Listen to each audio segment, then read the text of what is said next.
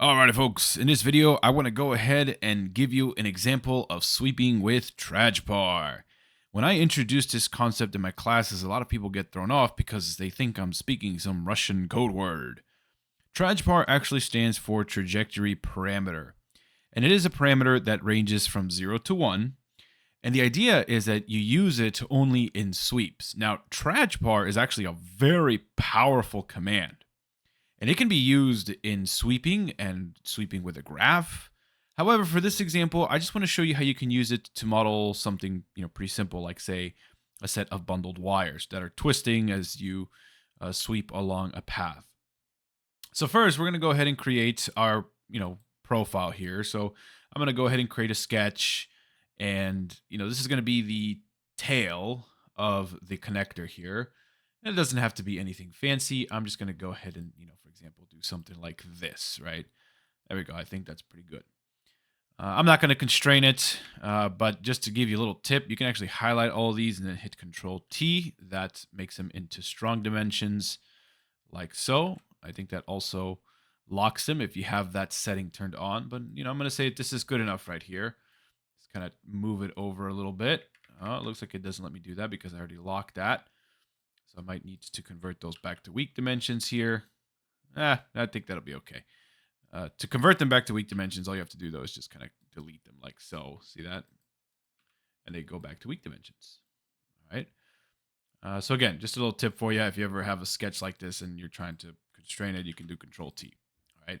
Same thing with that guy. Control T. There might be one up here as well, but we're going to ignore that. Okay, so I'm going to say that, for example, this is going to be the tail of my connector here. I'm going to go ahead and hit OK. And there it is. There's my little tail right there. And so what I want to do now is I want to go ahead and sweep a cross section on this. Now, if you notice, I have 3 entrances in here, so I need 3 wires. So I'm going to go ahead and execute the sweep command right here. Now, I'm going to go ahead and select the sketch that I just created, like so. In this particular instance, it doesn't really matter if your start point is over here on the left-hand side or if it's on the right-hand side. But if you're sweeping with a graph, it will matter.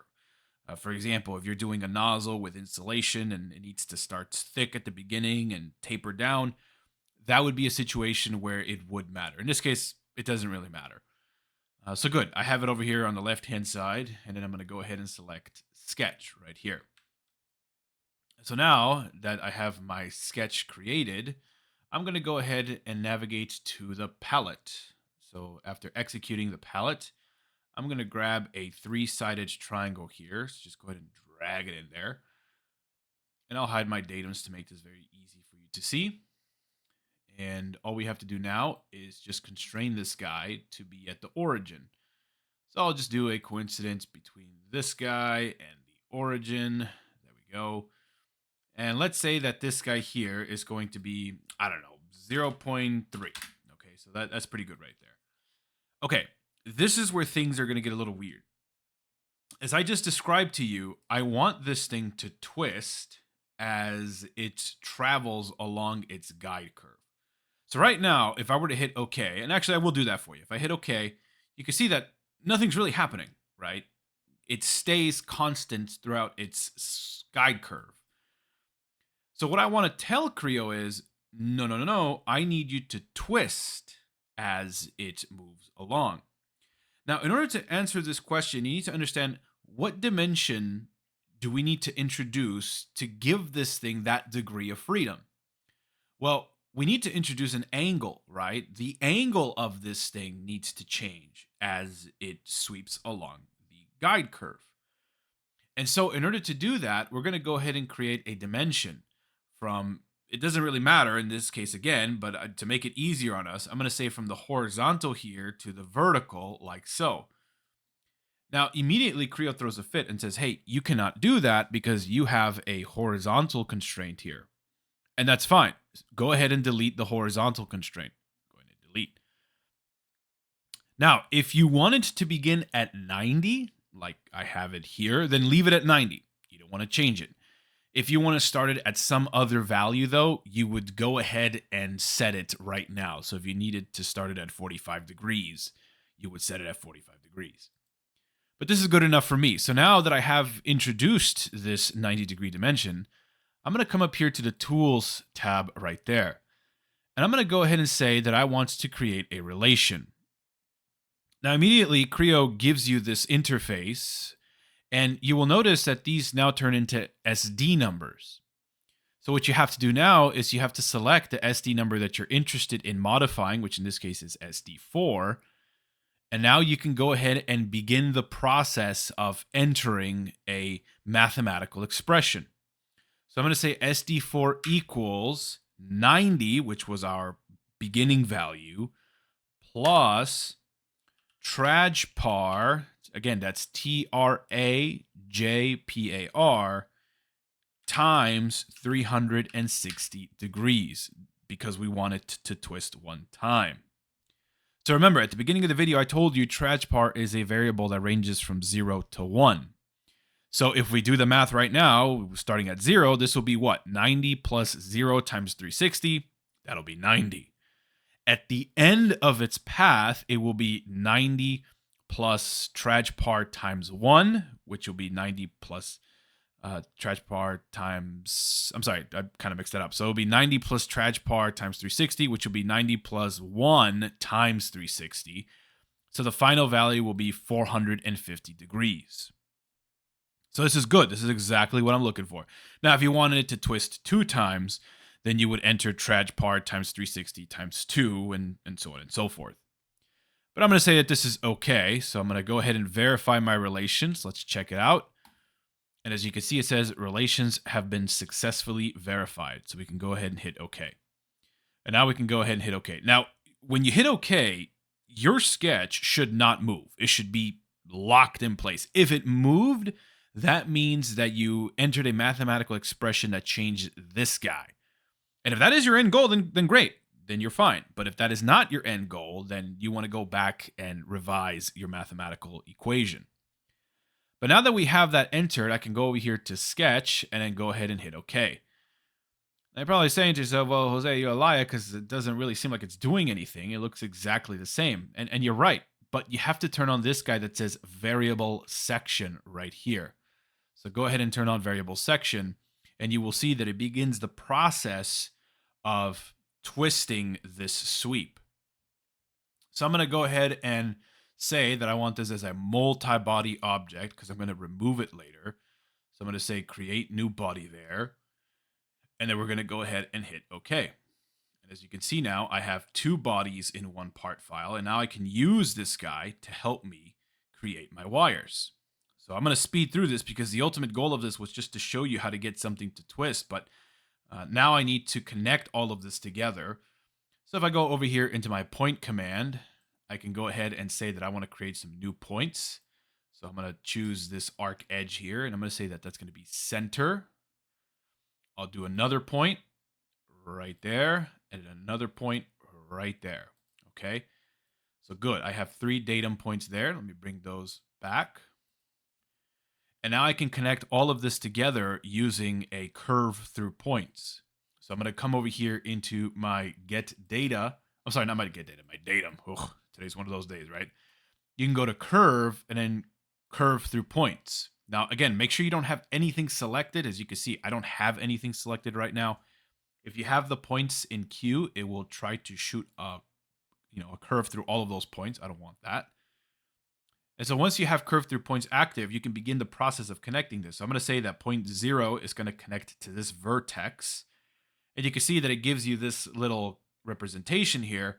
But I'm going to say that this guy is tangent. So again, hold down the right mouse button until you see this dialog.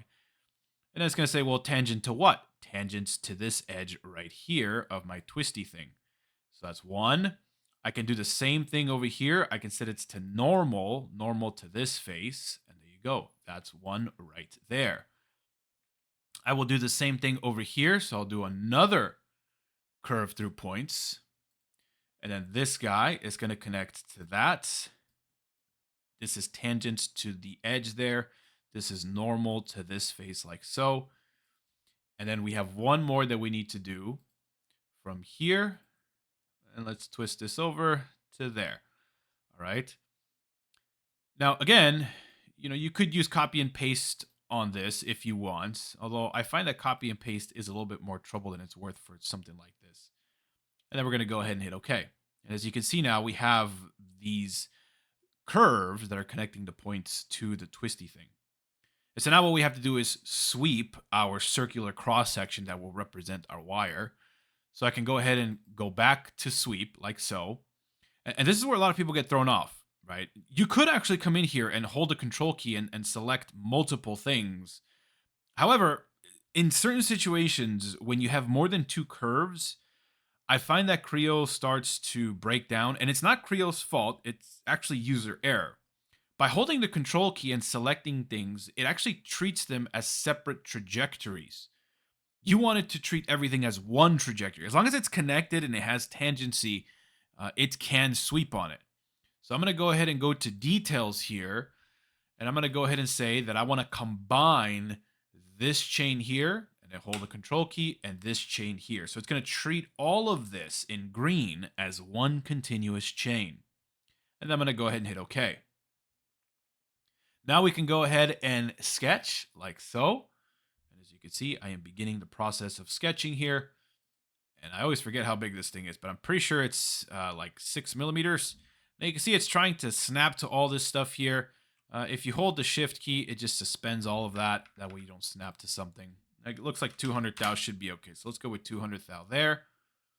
And then we'll go ahead and hit OK. And as you can see, there's one representation of my wire. I'm going to go into body options and create a new body because I don't want this to be merged with anything. So that's good. That's one. And then this one, actually, you can do copy and paste on. All you really need to do is just, select your new edges like so. So there's another one, body options, create new body. That's 2. And again, paste that again, go to details and simply select your new chains. And that will be 3 as soon as you set it to create new body. And as you can see, there's our twisting wires like so.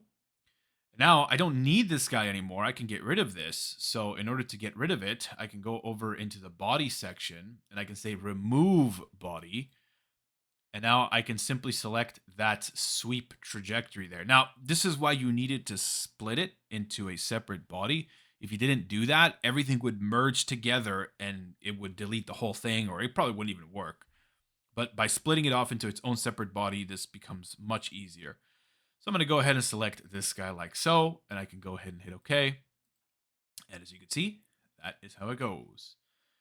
So now we can go ahead and just color this, right? So if I go over to tools, or I'm sorry, view, I can go to my appearances here. And let's see, we got red there. Let's go with red. I can expand my design items and I can say, you know what, color body number 5, it looks like, as red. Go ahead and hit OK.